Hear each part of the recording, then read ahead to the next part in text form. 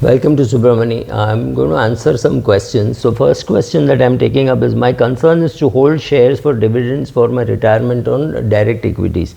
For other goals, I fix myself to mutual fund to participate in equity market. Is this the right approach? I really don't know, because the most important thing about personal finance is it's really personal.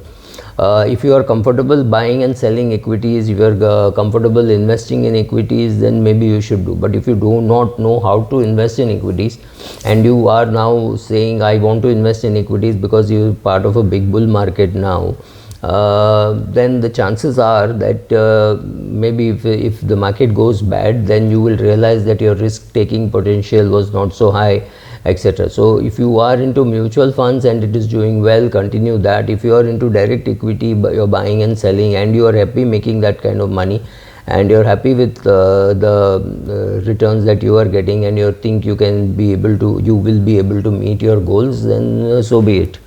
How can I make sure that the dividends are sustainable? I've done videos on this, saying how dividends are sustainable and what I do to make sure when there are dividend cuts, how to handle it. I've also done a video saying how to avoid dividend cuts, but I've also said how to handle dividend cuts if it were to happen. Then there are no, request you to make a video on the complete works of Swami Vivekananda. I have no plans of going into philosophy videos, but there is some thought in my head that I will make something about Shankaracharya's book on Deivatin Kural, or the sound of God, voice of God. So something like that. So maybe, but right now no promises, and I'm not very clear that I want to do it. I love your rational analysis. Thank you. Very informative. You're talking of IIPM, one company, that Nestle. Amazing that your Hindi sounding so clean. We converted 2 seniors to business class for travel abroad to see their children. It is tough to convince parents about using even the air conditioner. Even after installing one for my father, he used it voluntarily hardly 10 days in 2 years, and my mother refused it outright. Yes, it is possible that you create wealth for your parents, but they don't want to enjoy it. They somehow feel guilty using that. So somebody who's gone through bad times, suppose your father was unemployed from his age of say 23 to 25, he did not find a job. Imagine the taunts that he would have got in a joint family. His own father, brothers, mother would have taunted him. So some of those things, or his mother would have very innocently said, oh, since you are at home, go and. So it's very difficult to know how people will react to a situation where they have had a bad experience in the past. So if somebody is bullying your child in school, it is perhaps that kid is coming from a very difficult background. It's very difficult to explain to a 3rd standard kid or a 4th standard kid that he should show some love and concern for the person who is bullying him. But similarly, you do not know the background of the person who is doing this. So very difficult for many seniors today. Seniors, I would mean people in their 60s, 70s and 80s, to think that it is okay to use some air conditioner or travel by business class when you're traveling long distance, to sleep very comfortably in the plane. Recently, a friend of mine who had some good stock options took his parents, his sister, his nephew and niece. He took them to US by first class, not even business class. He had really hit big time, and they couldn't believe their luck because they had never gone abroad. His sister had never gone abroad, so his parents had gone earlier and stayed with him, but here he was taking them by first class. Well, these things do happen, but you will have to spend the money. It's very difficult to get a senior citizen to spend money on himself. There are senior citizens I know who would give a lot of donation, but spending on themselves, they find it very difficult. Thank you for reiterating about fake propaganda of overnight success. Yeah, this is something which I'm happy that you also noticed, that too many videos saying, oh, this is how you can become rich overnight and stuff like that. It doesn't really happen. It takes 25 years to create passive income. So anybody who tells you, oh, create passive income, you can retire in 5 years, bad luck. I use YouTube Premium. I'm an admirer of your videos and honest experience, blah blah blah. how investment and trading works but do not have cognitive ability, there are a lot of ways in which you can learn how to invest, but watching videos, reading books, etc. is definitely one way of learning how to invest. So maybe you should try some of those things. Otherwise, I do not know how to teach. I don't have a college which I am running. So I'm 33 and a part of NSE just for a year, building my portfolio gradually. Your comment on missing 7 years of compounding is frightening. That's true. During your investment years, whatever time that you can get, put as much money as you can for as long as you can. That's the only way to create wealth in equity. Don't worry too much about timing. Even after Pearl Harbor, after some time, the market did recover. Remember that. Welcome to Subramani. I'm going to talk to you about inheritance. It's in two parts. One is when you are expecting to get something, and one when you get it completely unexpectedly. So if it is a father's money which comes to you, which is somewhat expected, you know how much you're going to get, 2 lakhs, 20 lakhs, 2 crores, 25 crores, whatever, something is going to be sold, your father has got a business or something like that which gets sold and you get the money. There's a reasonable amount of expectancy. You know you're going to get it, you just don't know when is the timing. You do not know when your father is going to give, whether he is going to give it when he's alive or whether he is going to give it when he is dead. When I talk of inheritance, I'm just talking of any windfall gain. Could be some uncle who's died or some property which your father bought long ago for 10 lakhs, which is now worth 8 crores. So between the brother and sister, it is getting distributed as 4 crores. You never thought you were going to get that kind of money, right? So something like that. So one is totally unexpected. One is expected, except not knowing the timing. In some cases, it also happens that the person who is getting it, maybe the son or daughter, is abroad, does not even expect that kind of money, and is suddenly very happy to get, say, $2 million or $1 million or something like that, right? So all these things are possible. So my first take is be active in the wealth management and the portfolio management of your parents. Because it's very important that when you are going to get that, you should get a good title. Many people don't have good title of some of the land that they have bought or some property that they have bought, or the family doesn't even know that there is a property in existence. So when your parents are alive, make sure that the title is good, because there's no point in believing that when your father said, oh, it's a 3 crore property, it's a 3 crore property. When you go, you find that it is not really a 3 crore property because the title was not clear. The society has issued some notices, not been attended to, etc., etc. Something has happened, somebody has illegally occupied it, or since the title is not good, somebody comes and tells you, okay, I'll buy it from you at 50% discount or 60% discount or something like that. And then you realize, oh, this 3 crore is actually 1 crore 20 lakhs or 1 crore 30 lakhs. So don't let that happen to your asset. That is point number one.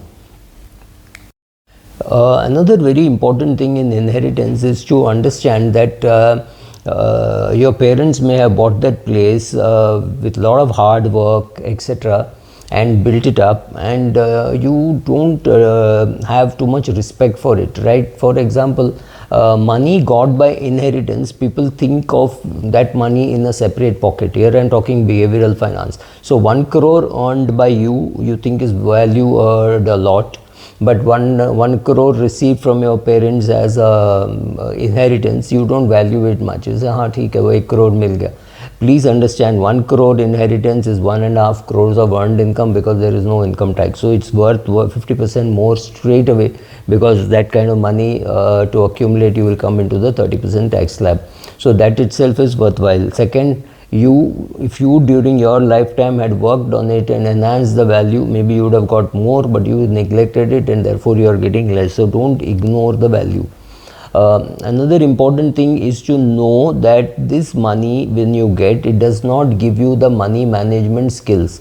So there are people who, when they get a property far away, like if you're staying in Bombay and you get this property in Noida or Gurgaon, You have no clue what is happening in that place. So you just go there and sell it off to the first person you meet. That could be a disastrous thing to do. You might as well wait for some time and then decide what to do. So show some patience to an asset which you have got like this. Another important thing is when people get money, they have again no clue as to what to do with that money, right? So that is another bad thing. So don't be in a hurry to invest. Don't do a DIY without understanding how to invest. Till you understand what to do, put it in a liquid fund. Let it remain in a liquid fund, in the mutual fund. Take 3 months, 4 months, 6 months, and then decide what to do, right? And for parents, my suggestion is, if you think you're going to live very long, you might as well give away during your lifetime, because if you die at 94 and your son is 72, he may not find it very useful. But if your daughter is 55 now and she's got to pay for her son's education or daughter's education, it could be very useful if you can give her 50 lakhs out of the 12 crores that you have, or something like that. If you have such a big amount, why not give away partially during your lifetime? Look at that possibility also. Understand what you have and document it well. Make sure that the title is good, and for heaven's sake, talk about it in the family. That's very important.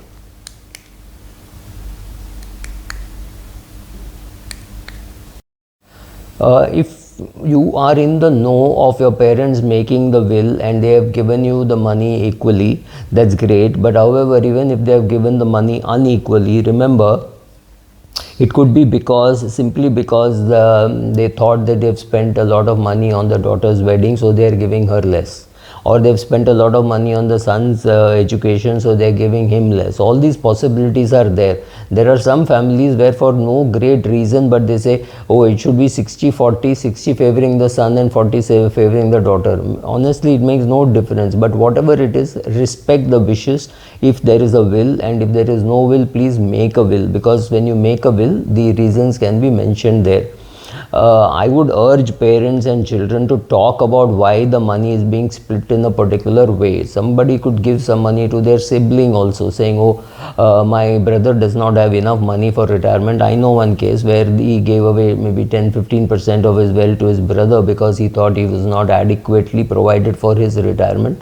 And he said, this will go to my brother, and if my brother does not exhaust it during his lifetime, then it will come back to my son. So any of these things are possible. Whomever you want to help, etc., etc.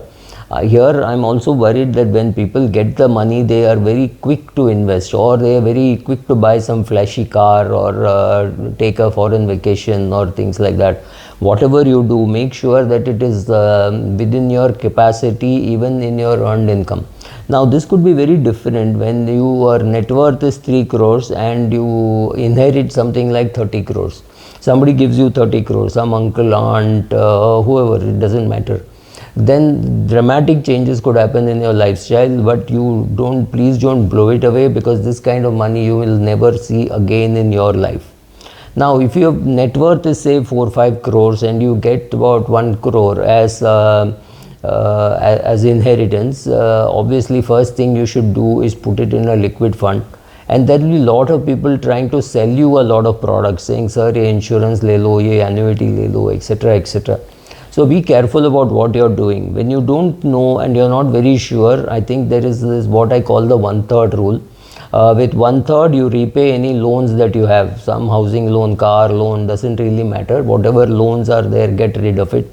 1/3 you blow it, right? You wanted to blow it, your wife, your children want to blow it, so go ahead, take a vacation, blow it. And 1/3 you put it in a fund, saying, I will touch this only during my retirement. This is a good thumb rule for you to follow if you don't know what to do with the inheritance. I have seen a lot of people waste the money when they get it as a lump sum. For example, in Navi Mumbai, a lot of these villagers sold their land to developers or to the government or somebody. When they received 2 crores, 3 crores, they really thought, oh, they're going to get this every month, right? So their income had stopped, but this 3 crores would get spent into a Fortuner or some other Tata vehicle or something big. And it would be guzzling a lot of fuel.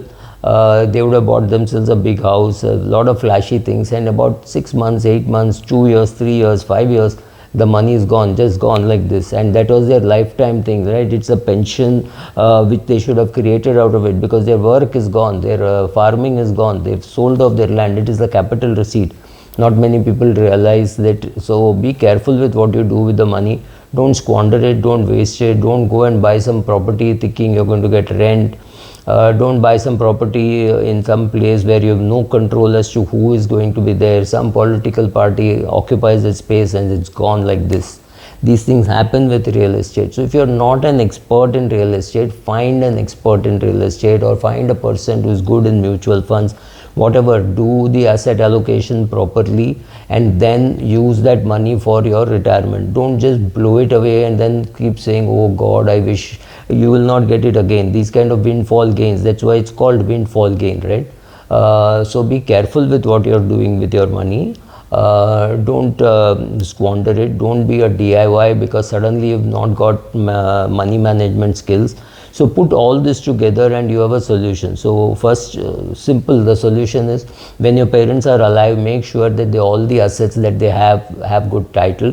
Sit and talk to them, make a will, especially if they've got real estate.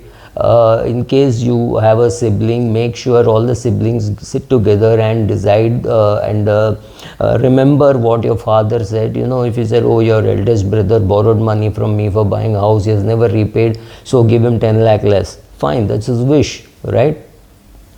So find out what your parents want, make a will accordingly, and you also be responsible for the valuation of the asset when your parents are alive. Make sure that the title is good and all that. Thank you.